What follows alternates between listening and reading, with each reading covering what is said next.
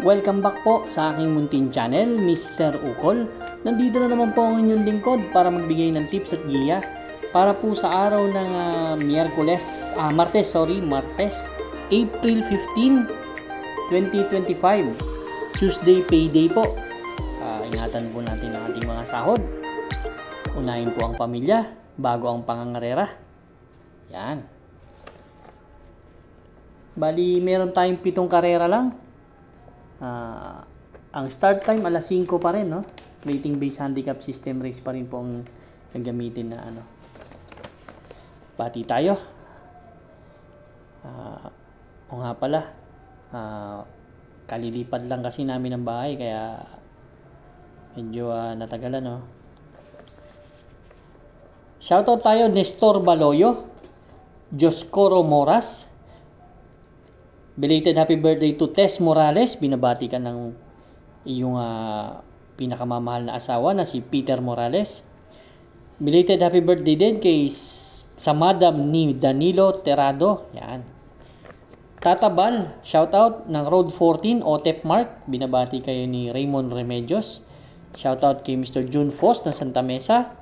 Avilino Go, binabati ka ni William Yang. Shoutout din kay July at Bonbon ng Karerista ng Wagas. Binabati kayo ni Arturo Malyo. Yan.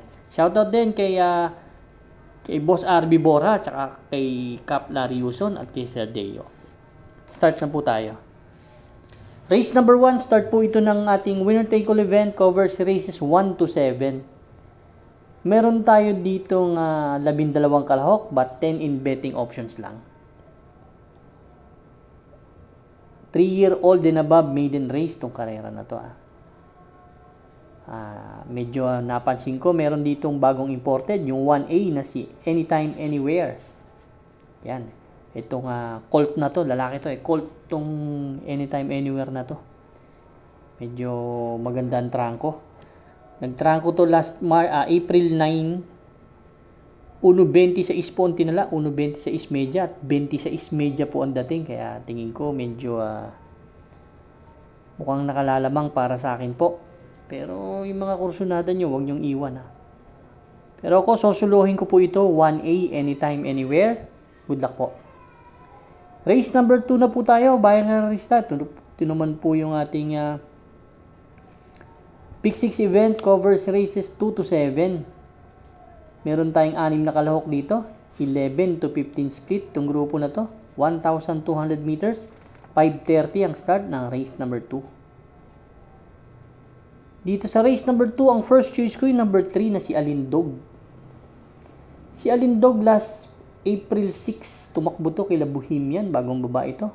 Kila Mahusay ay 1.29 media. Same rider ang sasakay. Galing to sa 16 to 21 split tingin ko, itong kabayo na to, may tulin, may rimate, kaya sabi ko, may chance ang manalo talaga. Baka magbakbakan si Hanglus. Galloping Ghost, yan.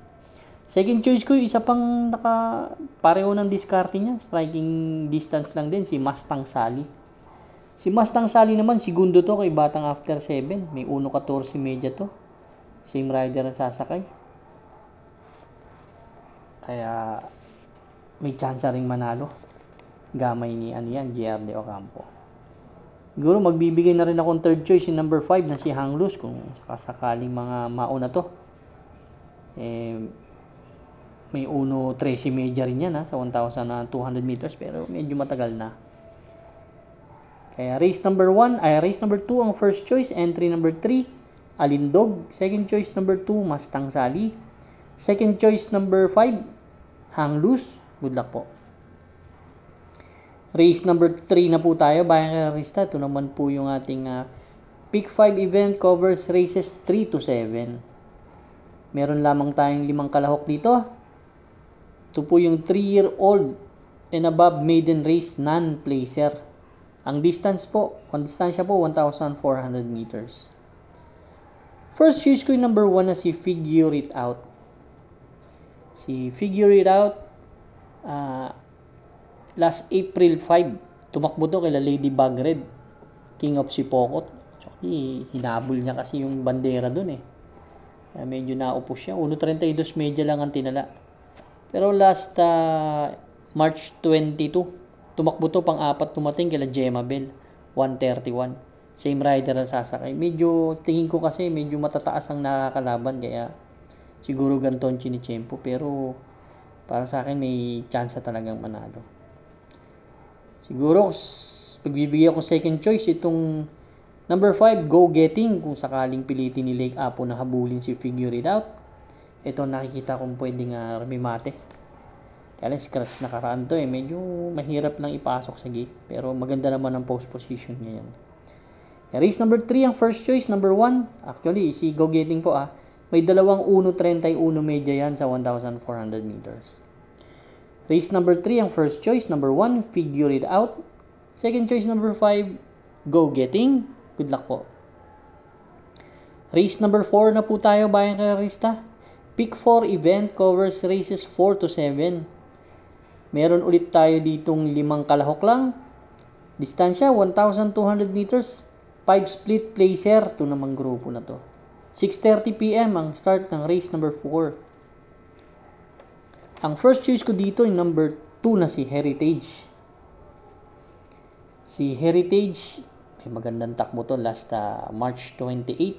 Segundo to kay Flaming Dust. Actually, medyo malaking kabayo na kalaban kasi nito 114.5 ang tinala nito. RC Baldonidong may sakay. Race number 4. Si Flaming Dust, same rider din pala ang sumakay noon, 1.15. Yan. Second choice ko si Tenteng Enteng na rin siguro kung sakaling magbakbakan kung papatulan ni Angel's Crown si Heritage or maghahabulan silang dalawa. Dito ako sa nakatutok kay Tenteng Enteng, may 1.16 yan sa 1,200 meters. Race number 4 ang first choice, number 2 Heritage. Second choice number 1 Tenteng Enteng. Good luck po. Race number 5 na po tayo bayang karista. Last extra double and last daily double plus 1 po. Meron tayong 6 na kalahok. Distansya po 1,200 meters, 6 to 10 split at alas 7 po ang start ng race number 5. Ang first choice ko yung number 1 na si Primero Soldado. Si Primero Soldado naman, last April 9 tumakbo to kila Mahusay Ay. Kila 1.30 media kila Ichihali to. 1.30 media ang tinala, same rider na sasakay. Pero ang best time niyan, meron yan 1.14.4 last March 28. Si Primero Soldado. Second choice ko yung maximum speed. Medyo matagal nang hindi tumakbo pero may pinanggalingan na mataas na grupo ko yan kasi galing yan sa 16 to 21 dati. Pero maganda naman ang tinrang ko nakaraan kaya sabi ko meron pa tong kabayo na to. Si maximum speed. Nagtrang ko to last March 28, 1.16.2. Pero may best time yan na 1.13 media, pero matagal-tagal na rin. Last 2023. Pero may husay pa yung kabayo, tingin ko Siguro, third choice ko na yung number 4 na si 7 of Diamonds. May 1.15 sa 1,200 meters, malakas rumimate. Race number 5, ang first choice number 1, Primero Soldado. Second choice number 2, Maximum Speed. Third choice number 4, 7 of Diamonds. Good luck po. Race number 6 na po tayo, the penultimate race, bayang karista. Meron ulit tayong 6 na kalahok dito. Distansya, 1,200 meters, 6 to 10 split, 7:30 po ang start. Dito ang first choice ko, yung nakikita kong punto ngayon, si Flaming Dust. Flaming Dust, last March 28, nanalo po yan. Si Heritage nga tinalo niyan, 1.14. Ang 1.14 medya ang tinala. RC Baldonidong ang may sakay, siya pa rin ang sasakay ngayon. Ang second choice ko, yung bagong baba na si Glenda's Magic, galing to sa 16 to 21. Para sa akin, mas magaling to kay Jan Alvin Gusi, kaya naipanalo niya na kasi yan, kaya yan ang gusto kong second choice. Although marami matulin, nandyan si Sound of Silence, Success of Times. Pero tingin ko, kayang mauna ni Glenda's Magic. Race number 6, ang first choice number 2, Flamenco Dust. Second choice number 6, Glenda's Magic. Good luck po. Race number 7 na po tayo. Last and final race for Tuesday night racing. Parating nga ng ating mga exotics. Winner take all, pick 6, pick 5, pick 4, last extra double, and last daily double plus 1. 7 kalahok tayo dito. Distance, 1,200 meters ulit. 11 to 15 split tong grupo na to. Ang first choice ko dito yung number 5 na si Stand in Faith. Jadi bagong baba si Stand in Faith.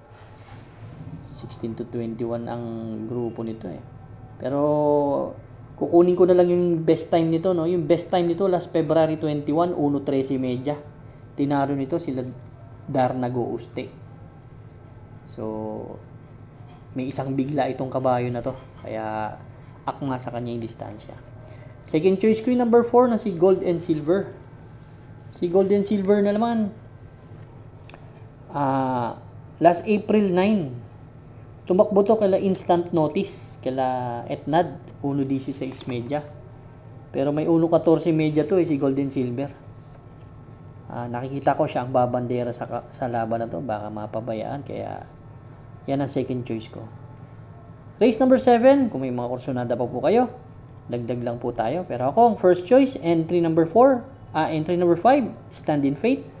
Second choice number 4, Gold and Silver. Good luck po, Bayang Karista. Maraming salamat po sa inyong walang sawang pagtangkilik sa aking munting channel. Good luck and stay safe.